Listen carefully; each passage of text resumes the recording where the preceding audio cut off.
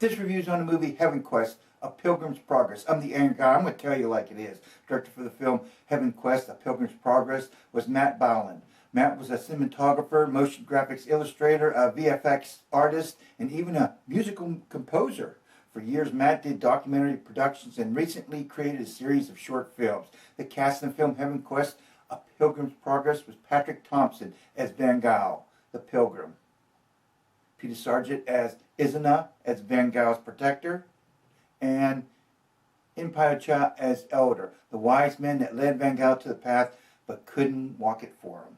Van Gogh claimed he was royalty when he got captured by a powerful, ruthless king. Of course, the king did not believe him, and Van Gogh was sent to die in a fiery pit.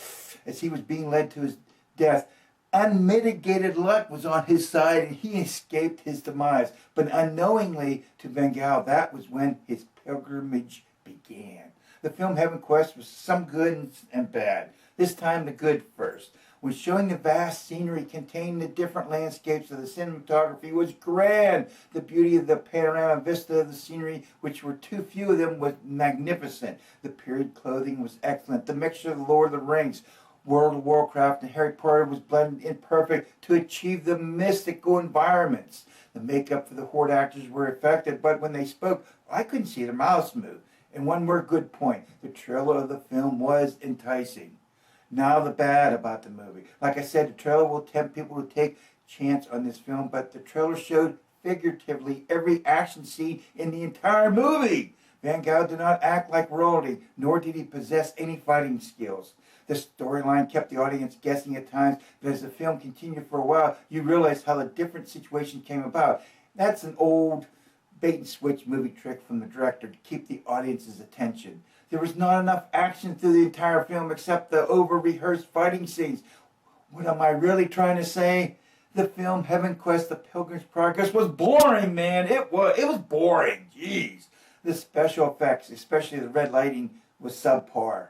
All through the film, they kept talking about the grand view the pilgrim will see when he reaches the north. So I waited to the end of the film to witness this majestic spectacle when the main character reached his final destination. Let's just say when I saw it was like letting the air out of a balloon while hearing a low flatulent noise bounce off my eardrums.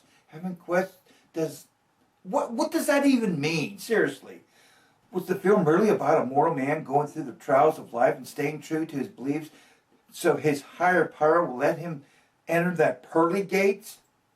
Out of 10, I give this film Heavenquest a 6. That is a D in my world. Can I tell you a real secret? Okay, putting my chauvinist hat on. That's my chauvinist hat, and I just switched. Okay. I am saying this in the most respectful way I can. What makes some men attractive to a woman? When a man sees a woman totally in her comfort or risky environment trying to do her best while totally oblivious of her surroundings, passing or failing her objective does not matter at all.